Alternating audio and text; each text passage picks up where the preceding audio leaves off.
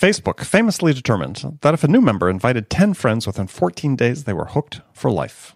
So they focused religiously on driving the user experience to this key metric. If you apply this product-based approach to B2B sales, then you can identify those users that are ready to talk. And this method is known as the Product Qualified Lead, or PQL. So if you sell in a freemium, open source, or trial model, then the PQL method is critical to give your sales team visibility into who is ready to talk. So talk to your data team, or better yet, partner with Whaler's team of data scientists to develop a PQL model tailored specifically for your business. You'll be empowered by knowing exactly when a user is ready to convert. To see specific examples, go to getwhaler.com/Andy. That's GETWHALR.com/Andy. And as a bonus, if you sign up to learn more about Whaler and PQLs, then Whaler will send you their optimized 2-page master services contract that you can leverage for your own business free of charge.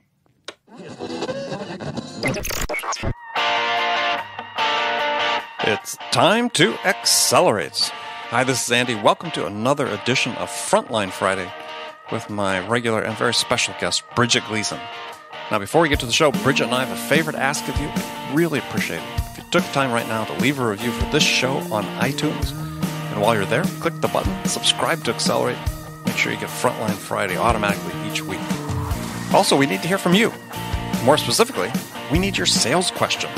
What can we answer for you? What challenges do you have that we can help you with? So go to accelerate.fm/frontline and enter your question there.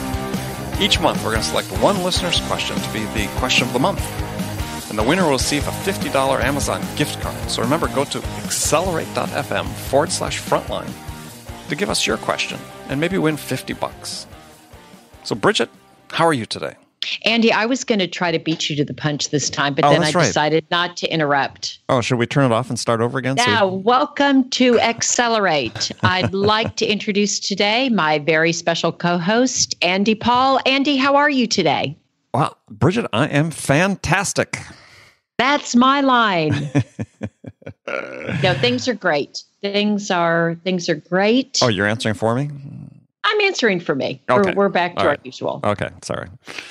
Yeah, things are fine too. Yeah, as we're recording this, we're closing in on Thanksgiving and the holiday season kicking off, which actually I think really starts about Labor Day, but at least that's when I think when the Halloween decorations went out. But yeah, that's true. That's true. Oh yeah, what are you gonna do about it? So, things are good. It's starting to be fall here in New York. I mean, finally. Just nice. Yeah, it's nice. Yes. You go out for a run in the morning. It's, high 30s, low 40s. I mean, it's just perfect running weather. Can't ask for better, especially in Central Park where it's so spectacularly beautiful. So, hopefully we can enjoy this before it starts snowing for a while. Yeah, exactly. Enjoy this window of time. All right. So, we have a guest with us today. Yay. Yay, yes. It gets boring when it's just the two of us. Oh, really? Sometimes. Oh, I like to mix it up. Okay. Don't you? Oh, I never find you boring. I don't really get bored. But I think it's good to mix it up. I find you endlessly fascinating. I know. That's what they all say, but I'm glad that we're bringing somebody else just for fun. All right. So joining us today is Trong Nguyen, and he's the author of a book called Winning the Cloud. And it's an interesting book, and I sort of about experience growing up in sales, and thought it'd be interesting to have him on and join the show. So, Trong, welcome to Frontline Fridays. Andy, Bridget, thank you so much. I am super, super excited to be on the show today. Oh, good. You're not awesome. You're excited to have you. You're not bored. No? Not yet. Not yet. Okay. Not yet. All right. Well, not yet. We'll work on that. Good. All right. So, title of your book, Winning the Cloud, a very interesting book. So what does the title mean? So the Winning the Cloud is, we're in a really, really unique time now in our high-tech industry where key competitors like Microsoft, Oracle, IBM, SAP, they're all vying for customers' dollars, and they're going to try to take them to the cloud to make their business much more agile, to make them a true digital business. I spent 7 years at Microsoft, and I had some amazing experiences there. I met some really, really talented people, and I thought I'd share some of those stories and some of the learnings from my days at Microsoft. All right, so minor point is, so I may be amusing myself only with this question, but interesting, you use the term high-tech business. So are we still calling it the high-tech business, or is it just technology? I still call it high tech, but it's interchangeable today. I mean, everything is high tech, everything is technology driven anyway. So I think it's pretty interchangeable. Yeah, I was just wondering, how do we discern between high tech and low tech these days? I mean, at one point we called it high tech because, hey, a personal computer business that was high technology compared to what preceded it, which was, handheld digital calculators, basically. Anyway, Bridget, go ahead. I didn't mean to interrupt. I was going to say, I wonder, what would you consider? I'm just thinking about what would be considered high tech versus what would be considered low tech today. Yeah, no, that's a good question. I think it's just an evolution. So when Andy was talking about, the early days of technology, we called computers high tech. Yeah. And today, I think what we would call high tech is cloud computing, artificial intelligence, bots, all of those new areas. Quantum computing. Exactly. Yeah.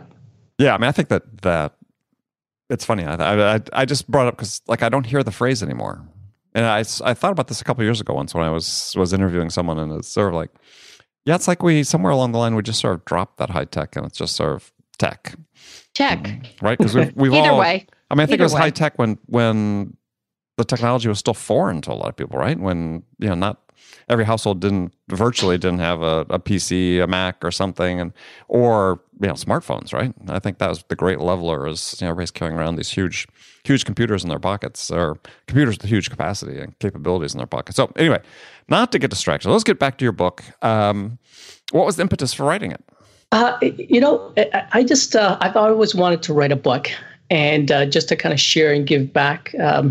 I've always loved sales. And I just think it's such an amazing profession. It's such an amazing career. I think it's a craft that needs to be honed like all crafts should be. And I wanted to kind of write a book from a salesperson for salespeople to kind of give them a sense of, hey, here's the trials and tribulations that we all go through. And we all go through it, so you're not alone. And here are some lessons learned that may help you accelerate your sales career, and just have a lot of fun doing it at the same time. So that was really the impetus for writing it. Well, in the book, you talk about asking what you said was the wrong question, which is the question wasn't, what do I have to give up today to have what you want tomorrow? But really more, it's just an acknowledgement that being in this field and doing what it takes to win has costs. And that people need to acknowledge what that is if they're really going to succeed in sales. Yeah, absolutely. I think some people go into sales with the wrong, preconceived notion. They think sales is really, really easy. Oh, I'm just going to take, my clients out to lunch, to dinner, schmooze them, and all of a sudden I get the sale. And I have to tell you, I'm not sure if you and Bridget find this, but it couldn't be further from the truth. Sales is really, really, really hard. You get no's every day, 9 out of 10 times. And for you to be a true student of the game, and I say this in the most serious way, you really have to study up on your customers. You have to know their business inside out. You have to study up on your competition, know them inside out. And you have to know what you're selling and how it's going to make your customers' lives better, easier. And that's how you kind of win in sales, right? It's really not about hey, let me take you out to lunch and here's the PO. Yeah, well, I think that the analogy I like is, and it always comes to mind when I'm watching a bicycle race. I love watching bike racing on TV and Tour de France, let's say during the summer. And there's a breakaway going, and they're always sort of speculating whether the breakaway is going to stay ahead of the peloton and somebody from win the stage coming out of that breakaway. And they always talk about how much they're willing to suffer. And I think that's sort of, it's not the same physical suffering necessarily in sales, but there's that aspect of it. How much are you willing to invest of yourself in order to win a deal? Yeah. I got to tell you, over my career, and I can count back on all the major game-changing deals I've done, it took a lot of hard blood, sweat, and tears with myself, with my teammates. I mean, there were months, days, a period of 3, 4, 5 months where we would all work 14 hours, 16 hours a day, 6 days a week, right? And that's what it took to win. That meant sacrificing a lot of personal time, a lot of vacations, time with your significant other. So winning, I think there's a cost to it. And I think each one of us has to make a determination, hey, are we willing to pay the price to win or not? And there's no right or wrong answer here. It's all very individual, right? But winning does cost. Well, and what do you think? Sorry, go ahead, Andy. Trong, so we're talking about all the costs. Like, and anybody listening that maybe isn't in it would say, why bother? What's the other part of it? Why bother? How would you answer that? The great thing about sales is there's intrinsic rewards and extrinsic rewards. So let me deal with the extrinsic rewards first. It's a great business. You are really the boss of your own business in sales. And the harder you work, the luckier you get, and the more money you can make. So there's definitely a lot of rewards out there financially for you to be successful in sales. So I think that's one component of it. The more intrinsic rewards, which I kind of like a lot more, and that's what really drives and motivates me, is, what kind of difference are you making? What kind of impact are you making for your customers, for your business partners? How have you radically transformed and changed their business? And to me, I just find that very, very satisfying. And especially in the field that we're in right now, I'm in technology, everything moves and changes so fast. You really, really have to be on top of your game and just be, I would say, intellectually curious, because, the problems keep on changing so fast that if you're not curious about how to solve those problems and deeply a student of the game, you could be left behind really, really quickly.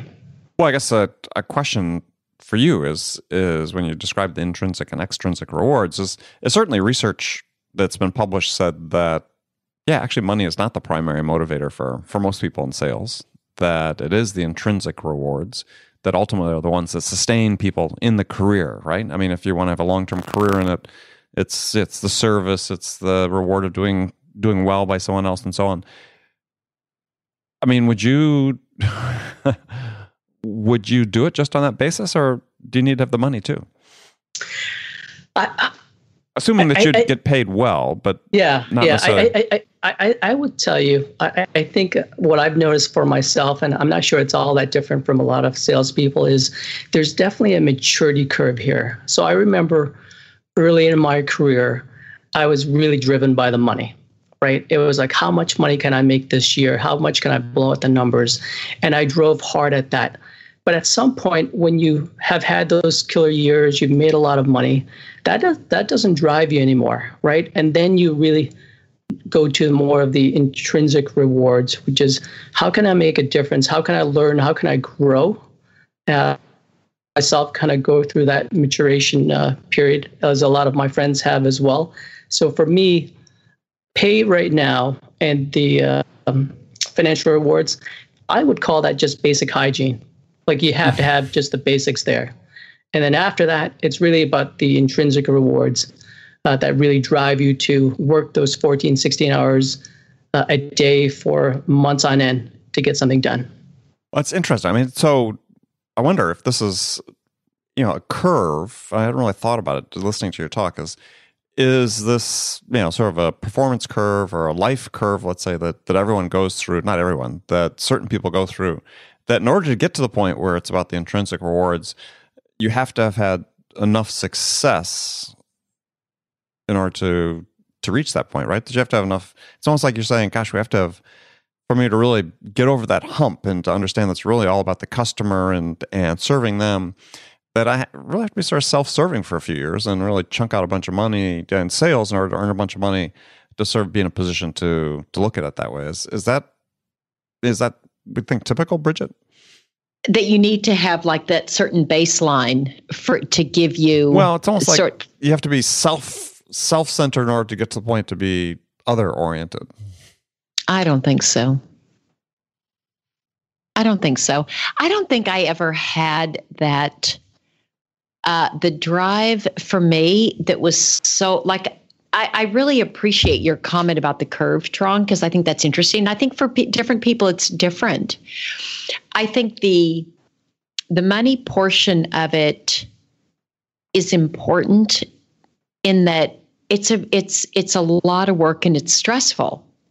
And your compensation, you're already taking, 50% of your compensation is just based on your performance. So I think there's already, you've got to be able to make that money. So I think for me, that was always a component, but I don't know. I think that was a component, but what has made it more than a job is the intrinsic and the solving problems and working with customers and building teams. And so I think for me, there's a part of it that's a job, and that's what I get paid for. And then the part that makes me love it and that is rewarding and why I've stayed with it is everything intrinsic.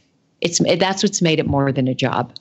Well, let me ask the question though of Trong. So Trong, you described this, in the early years, you were much more focused on your compensation and the incentive compensation portion of it. Do you feel, and then you said you sort of moved into this phase where it's more about the intrinsic rewards of serving and so on. Do you feel you were less customer-centric in those early years when you were more focused on the extrinsic rewards? Less than I am now, for sure. I think if I was being honest, I would say in my early years, it was really more about how can I get deals done and how can I kind of maximize the comp, right? And I wasn't looking at it in terms of, hey, what kind of customer problems can I solve and how can I help their business? How can I help them grow? Where now that's how I approach it, right? So I would say so. And are you having more success now than you did then? Oh, massively. Massively. I mean, the relationships I've built, I think over the last 10, 15 years with that approach, I mean, they've sustained and carried me through, have been with me all this time. I mean, those are the kind of enduring relationships that you really want to have. It's not a one-off. It's not a transaction where you sign it, you're done, and you move on. I mean, I call on the CIOs that I have for the last 15 years today, even though we do no business together, because, we've developed a relationship and we've become friends over time as well. Yeah, it's an interesting question, though, just to think about it. And so I was triggered by your comments. Is like, okay, if we're tracking the career arc of top performers, does everybody sort of start off being a little more mercenary before understanding that really the path to greater success doesn't mean that they can't end up selling stuff early on and make some money, but the path to greater, more consistent success is to be less focused on that. And I just wonder whether it's, that's a revelation for people or it's just a matter of maturity and perspective, but it's interesting. You triggered an interesting thought there. Did you find for you, Andy, that it followed the trajectory that Trong mentioned of like initially being more about just making the money and taking care of yourself, and then it changed? Not for me. I mean, that could be a function of where I worked, because even if you hit it out of the park, you made diddly squat. In a real sense. I mean, part of the reason people, the computer company I worked at back in the early days, part of the reason people are fleeing it like rats is that, you get recruited to go to one of the competitors and make twice as much money overnight. And I made the decision to go into management rather than do that. So, I think it's more about the intrinsic rewards for me, but some of those financial rewards came a little bit later. Oh, cool. So,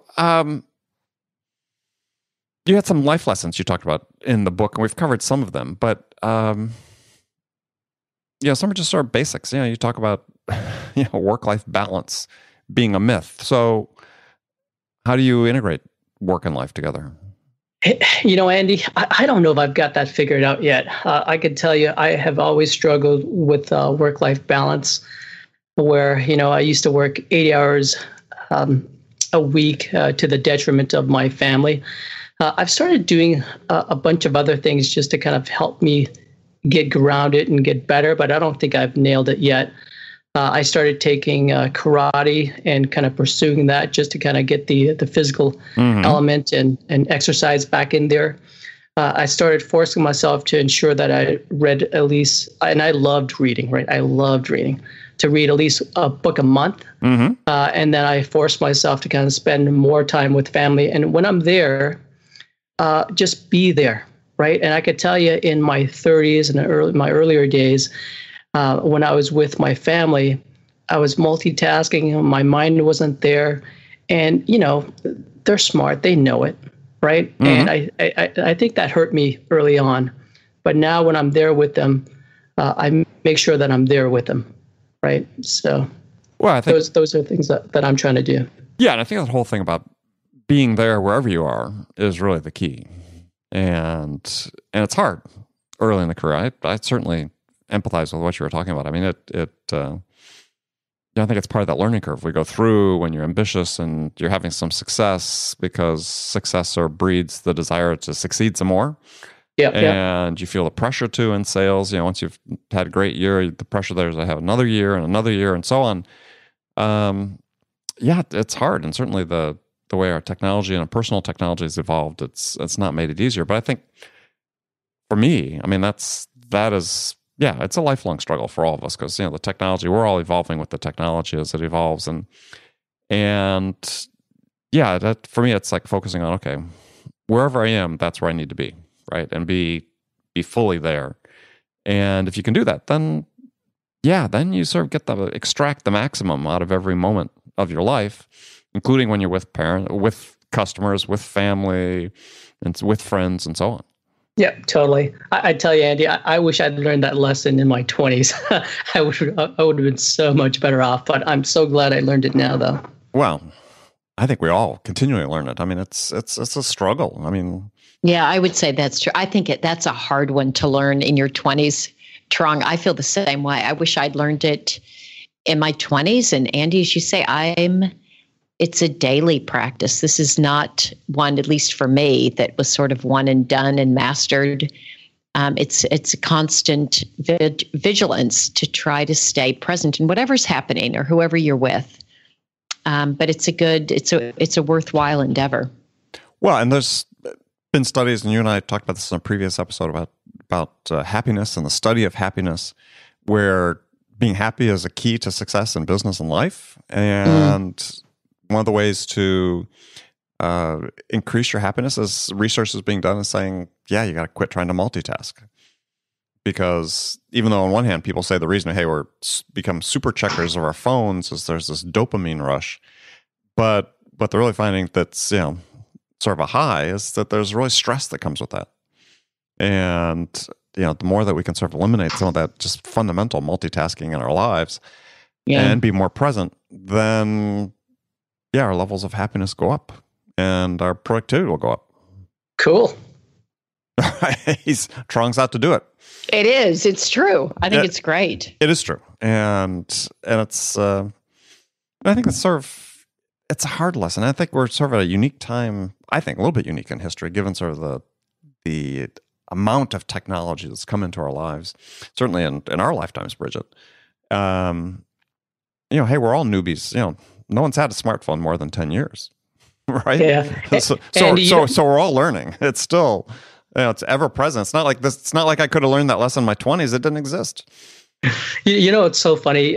You'd mentioned that, and I was thinking, we have so many devices in our home, and what my wife and I have done is, when we're at the dinner table having dinner as a family, there is no such thing as a device. Right. Like we sit down, we talk, we go pure analog. Right. And it's so, I think, joyful. It's the right word to describe it. And then what we do with our kids too is, when they go to bed at nighttime and we put them down, all the devices leave their room. And so they all go to our charging station down in the family room. So, we ensure that, a device is not going to go off in the middle of the night, or they're not looking at their screens before they go to bed or anything like that.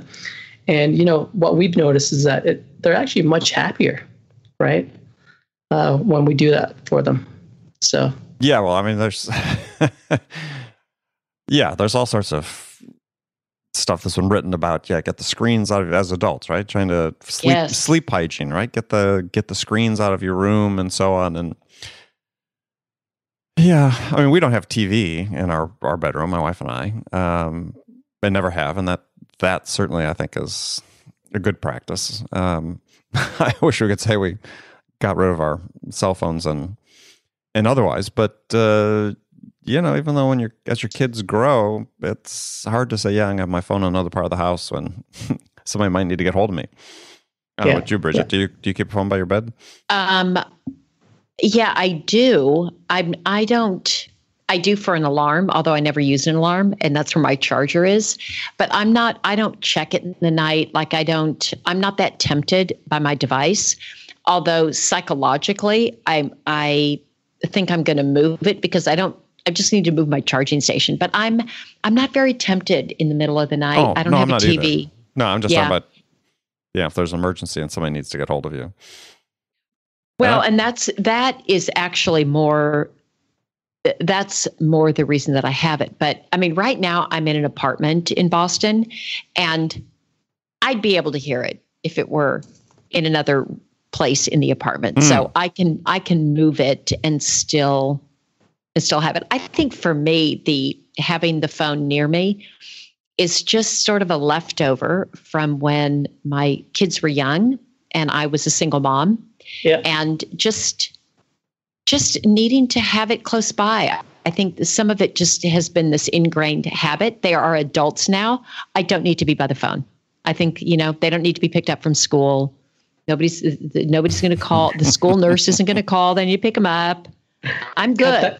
Cut that cord, Bridget. Cut that cord. Yeah, I know, Trong. I know. Move that charger. It should have been. It should have been about 10 years ago. Well, hey, as I said, smartphones didn't exist. They were just coming on board 10 years ago. I mean, it's hard to believe when you think about it. Because I was at the Apple store this past weekend looking at the iPhone 10, or drooling over the iPhone 10. I can't remember one of the two. And you think about how far it's come in 10 years. It's the fact it's only been 10 years. I mean, that's the part that's just, to me, is mind-boggling. I mean, you look at just how pervasive smartphones around the world are. And I mean, I remember,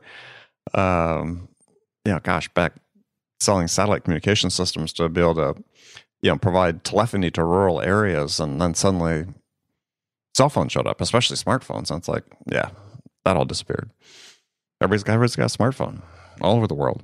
That's so true. So, okay, let's get back to your book for a second, Trong, because I didn't want to ignore that. But so I guess sort of a question is, it's like, and I'm saying this gently, but I mean, do you hate old people? No. There's a quote in the book. The VPs that I worked with who were born in the 60s and thought Father Time had died of a heart attack because everything they did was frozen in time. You're saying they didn't understand analytics or Internet of Things or cloud computing. That might as well have been UFOs to them. So is there just as someone who was born even before that, is there some sort of overgeneralization there? There is a little bit. So let me give you some context to that we're spreading there as well for storytelling purposes. So I was looking after a large global bank, and in the banking industry, everyone's been in their same jobs in the company for the 20 to 30 years. That's the standard lifespan in banking. And then on top of that, it's a Canadian bank. And, I'm going to overgeneralize here just because I'm Canadian, so everybody I can say was this. Very nice and polite. Yeah. Canadians in general are just very, very conservative, right? So you have the combination of being in banking, which is conservative by nature, and then you have Canadians who are conservative by nature. And then everyone there that I dealt with was just very, very conservative. to the extreme, and they didn't want change. So I posed a real threat when I said, hey, let's mix things up a bit. Let's change this. Let's change that. And they're like, no, we're not changing anything. And so that was the background into the story. Well, I couldn't resist a little jab since you worked for Microsoft. That's founded by a number of people who were born in the 1950s. So exactly. I don't think they're obsolete yet. So I liked another thing that you had that I thought was interesting. A observation about the challenger sale, which I thought was, and why most salespeople are incapable of doing it. And you were talking with a customer about why you were failing, and you said, challenger sale talks about challenging your customers, but missing a chapter about challenging yourself. So what did you mean by that? Yeah, so, Matthew Dixon wrote The Challenger Sale, and it's a great book for those of you who have not read it. Pick up a copy, read it. Don't forget Brent Adamson as well. Yeah, Brent Adamson as well. You're totally correct. And basically what it tells you is, hey, challenge your customers, push them, make them uncomfortable so that they can become better, so that you can make them better. But I think there's a missing element to that. As I was dealing with these very, very tough banks, right? And, we sat down in a very kind of calm, collected manner, and we discussed things as to why we couldn't do certain things. And the customers actually challenged me back, and they said, hey, listen, that doesn't make a lot of sense, right? If what you're telling me is true, why can't you do A, B, C, and D? And as I sat there with them listening, I thought, oh my God, they are completely logical. They're completely right. I need to bring this back up to my management team and get this addressed, because, we're not always right. Like, we think as the vendor in technology that, hey, we have the answers to everything. And you know what? We don't, right? And sometimes customers have the most insightful and valid feedback. And we need to challenge our leadership team, our management team to go, this doesn't make any sense. We're wrong.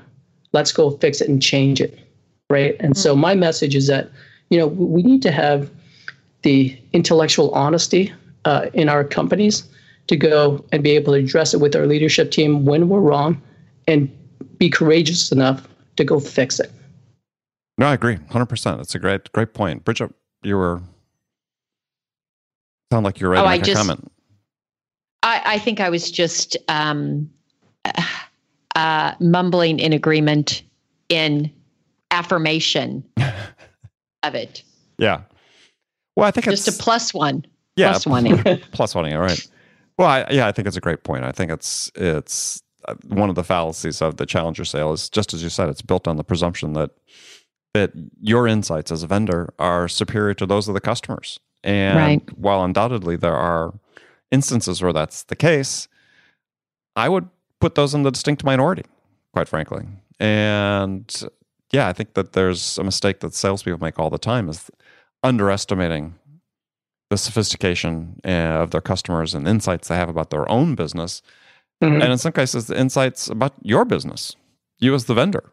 I totally agree. There have been many times in my career where I learned a lot from customers that, along the lines that you talked about, that was extremely valuable feedback for the company, and oftentimes, became sort of decisive. And later on, when we sort of altered what we were doing, or our strategy, or how we positioned a product and sold it based on feedback from customers, that made it that much more successful.